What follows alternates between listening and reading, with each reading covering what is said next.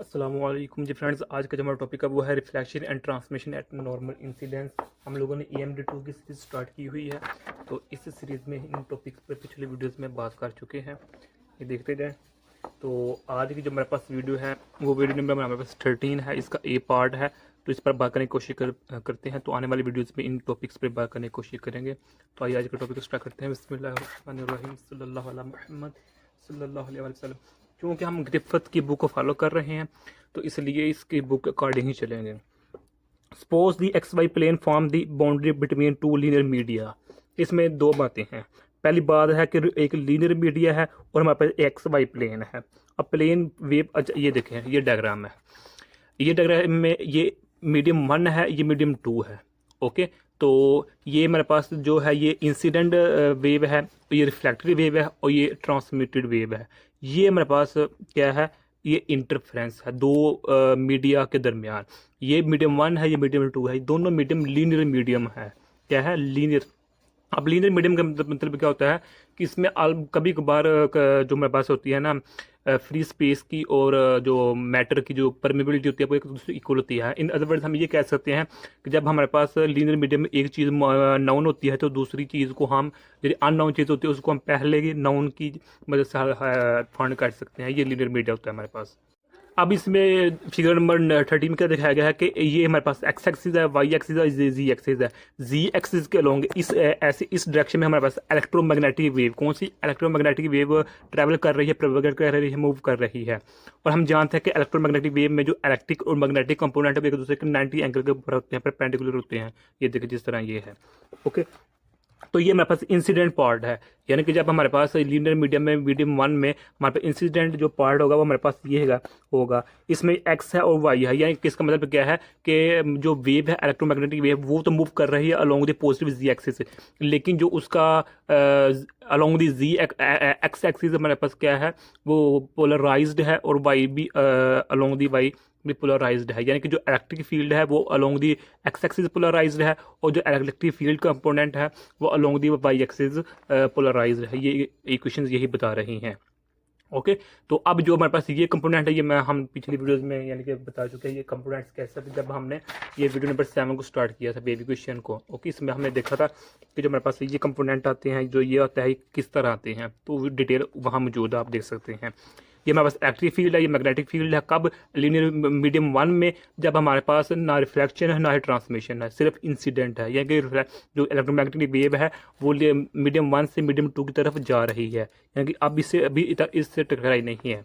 अब ये हमारे पास रिफ्लेक्शन केस आ जाता है। अब क्या है कि जो इंसिडेंट ये वेव है इस मीडियम से, यानी कि इस इंटरफ्रेंस से टकरा गई है। तो टकराने के बाद कुछ पार्ट ट्रांसमिट हो गया है, ये वाला कुछ क्या होगा, बैक हो गया है, रिफ्लेक्ट हो गया है। तो जो रिफ्लेक्टेड केस है उसमें हमारे पास ये इक्वेशंस हैं। ओके, तो अब जो हमारे पास ये नेगेटिव है, ये नेगेटिव क्या शो कर रहे हैं, रिफ्लेक्टेड के इंसिडेंट वेव है वो इंटरफ्रेंस टकराने के बाद वापस आ गई है। ये नेगेटिव उसको शो कर रहे हैं। अब जो हमारे पास ये नेगेटिव है, ये नेगेटिव किस तरह आया है कि इस हमारे पास एक फार्मूला होता है इलेक्ट्रिक फील्ड और मैग्नेटिक फील्ड के दरमियान जो हमारे पास होता है ना, यानी कि एक रिलेशनशिप वो होता है।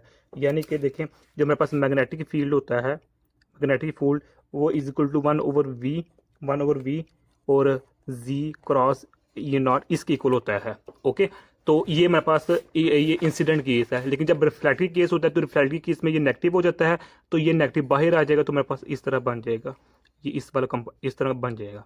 ओके, तो ये रिफ्लेक्टिव केस में जो हमारे पास ये वाला नेगेटिव होता है वो यहाँ है, ये वाला नेगेटिव है। ओके, तो ये कंबाइन ही कर देना, इन दोनों को याद रखिएगा। अब हमारे पास आ जाता है ये ट्रांसमिटेड में क्या है कि वही है एक्स वाई, ये इलेक्ट्रिक फील्ड और मैग्नेटिक फील्ड है, लेकिन अब क्या है जो नेगेटिव वो खत्म हो चुके हैं। एक बात क्यों?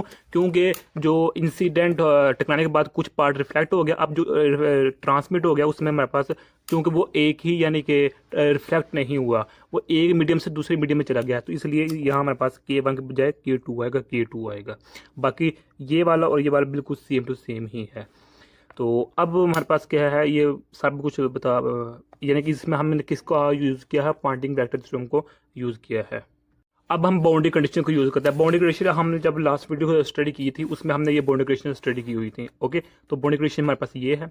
तो अब देखें कि जब हमारे पास z इक्वल टू जीरो, जी यानी कि जब हमारे पास ये यहाँ होता है जीरो टू जीरो यहाँ होता है ना हमारे पास, तो इस केस में क्या होता है कि ये हमारे पास जो कंपोनेंट होता है ये वाला पार्ट इस पार्ट की इक्वल हो जाता है।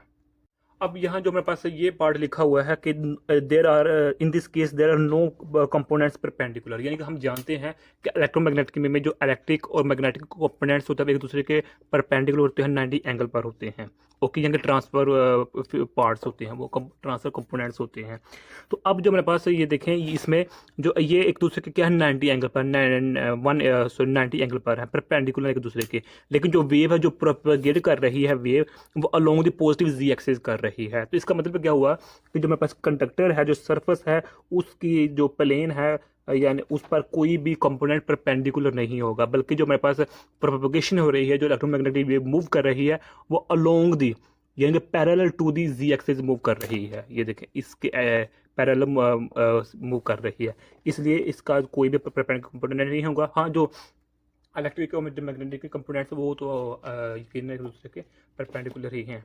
अब ये हमारे पास इक्वेशन है, यानी कि अब ये इक्वेशन कहाँ से आई है कि ये मेरे पास ये मीडियम 1 है, ये मीडियम 2 है। मीडियम 1 में इंसिडेंट और रिफ्लेक्टेड दोनों पार्ट हैं, तो इन दोनों को ऐड किया तो जो कि इक्वल होंगे मीडियम 2 के। तो ये हमारे पास इसकी इक्वल लिख दिया हमने, यानी कि जो हमने ये लिखा है ये किसको हमने लिखा हुआ है, जो मेरे पास लास्ट वीडियो में हमने इस टॉपिक में ये जो बाउंड्री कंडीशन स्टडी की है इस थर्ड बाउंड्री कंडीशन को देखते हुए कि जो मीडियम 1 का इलेक्ट्रिक फील्ड है, इलेक्ट्रिक कंपोनेंट है वो मीडियम 2 के बराबर है, पैरेलल है। ओके, तो इसको देखते हुए हमने ये लिखा। अब जो हमारे पास इक्वेशन नंबर 4 है, इस इक्वेशन नंबर 4 को मद्देनजर रखते हुए हम ये लिख सकते हैं, यानी सिर्फ क्या किया है कि जो मेरे पास मैग्नेटिक फील्ड के जो पैरेलल कंपोनेंट है उससे इक्वल है, मीडियम 1 मीडियम 2 के इक्वल है, और इस चीज़ का इजाफा हो चुका है। और हम जानते हैं कि जो मेरे पास इलेक्ट्रिक और मैग्नेटिक फील्ड का जो कंपोनेंट एक उनमें जो रिलेशनशिप है इन सिंपल वर्ड में लिखूँ तो वो हमारे पास ये है।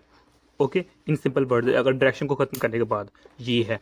ओके, तो अब हम जो मैग्नेटिक फील्ड नहीं लिखें बल्कि मैग्नेटिक फील्ड को in terms of electric field लिखेंगे तो हमारे पास ये इक्वेशन बनेगी, ये वाले। कोई मुश्किल बात नहीं है, सिर्फ क्या है कि यहाँ बी है, बी पैरेलल है, यानी कि वाला ये वाला बी है, ये वाला, इसकी जगह हमने ये लिख दिया हुआ है। और जो मेरे पास ये B2 है इसकी जगह हमने ये लिख दिया हुआ है। Okay, in terms of electric field, इस रिलेशनशिप को मद्देनजर रखते हुए। तो अब क्या करेंगे, V1 भी बाहर कॉमन ले लेंगे तो हमारे पास ये बचेगा। यानी कि अब इस इक्वेशन को मैनेज करके हम इस तरह लिख सकते हैं।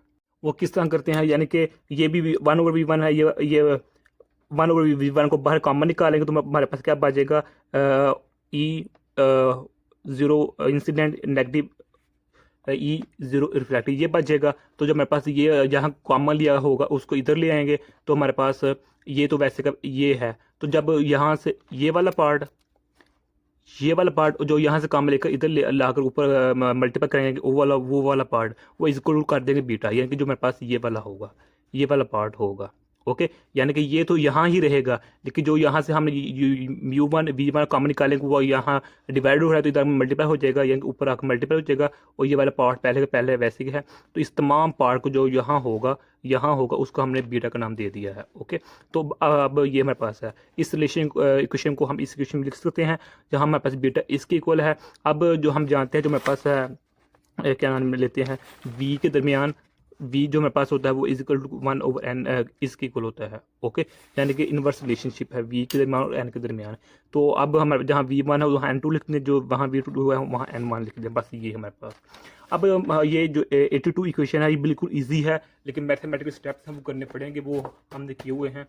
ये देखें क्या किया है कि जो मेरे पास 78 इक्वेशन है उसको हमने 80 इक्वेशन में पुट कर दिया। 78 इक्वेशन में जो मेरे पास ये पार्ट है इस पार्ट को हमने 80 इक्वेशन के इस पार्ट में पुट कर दिया है।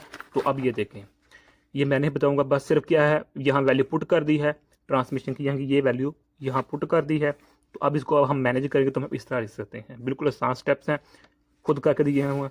तो अब जो मेरे पास ये वाला पार्ट आ गया, ये वाला अब ये वाला आप खुद कीजिएगा, उम्मीद आप कर लेंगे। चलें, ये भी हमने किया हुआ है तो आप कर ले कि अब इन्हें क्या किया है, जो 78 है और जो 80 क्वेश्चन इन दोनों को ऐड करेंगे तो हमारे पास ये कट ऑफ हो जाएंगे, तो हमारे पास ये क्वेश्चन बच जाएंगे। ओके, तो अब हमारे पास ये 82 इक्वेशन आ जाएगी। ये मैथमेटिकल स्टेप मैंने आप लोगों को दिखा दिए हुए हैं। तो ये 82 इक्वेशन आ गई। अब इससे जो नेक्स्ट इक्वेशन है वो आप इजीली कर लेंगे, कोई मुश्किल बात नहीं है। जिस तरह मैं पहले बता चुका हूँ कि जो हमारे पास जब हम लीनियर मीडिया की बात करते हैं तो लीनियर मीडिया में जो हमारे पास म्यू नॉट होता है, यहाँ की जो ये इसके इक्वल हो जाता है, यहाँ की जो मैं permeability of free space equal to हो जाती है परमिबिलिटी ऑफ मैटर के, ओके, लीनियर मीडिया में। तो यही बात है कि ये एक दूसरे कट ऑफ हो जाएंगे तो हमारे पास V1 और V2 बच जाएगा। बीटा की वैल्यू V1 और V2 रहेगी, यानी कि ये रहेगी।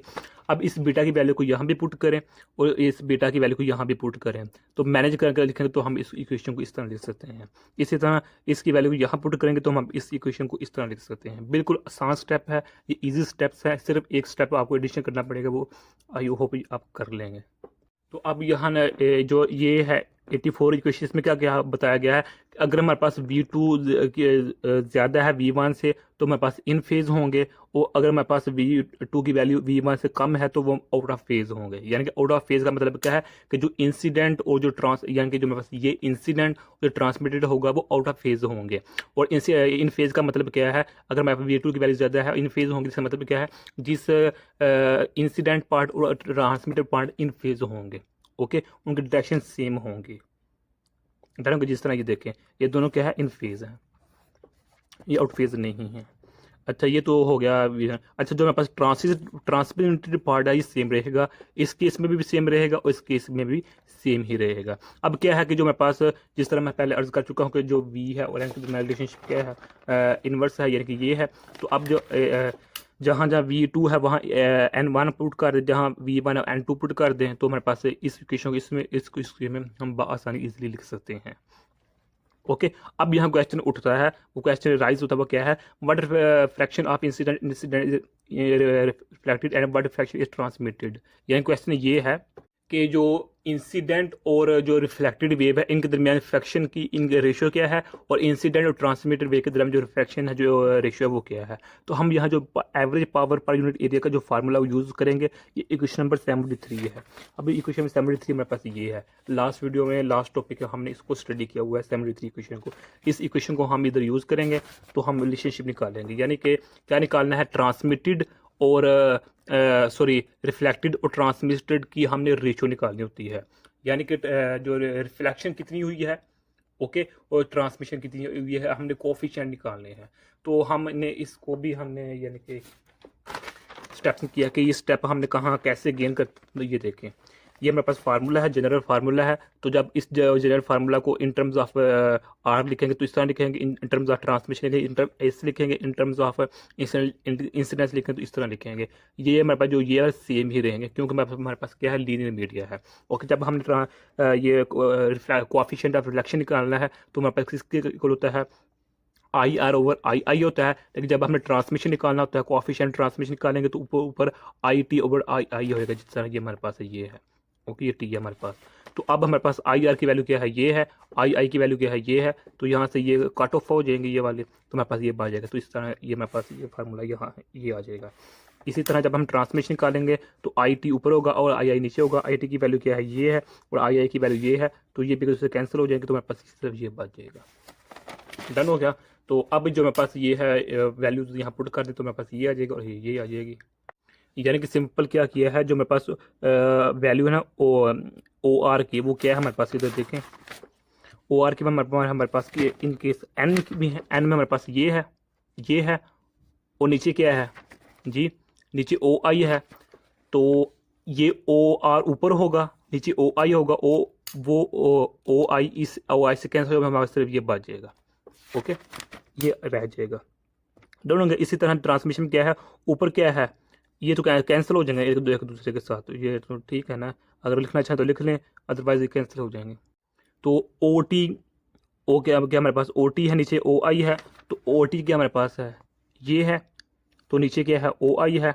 तो नीचे ओ आई जो इस ओ आई से कैंसिल हो जाएगा, हमारे पास ये बच जाएगा, ओके।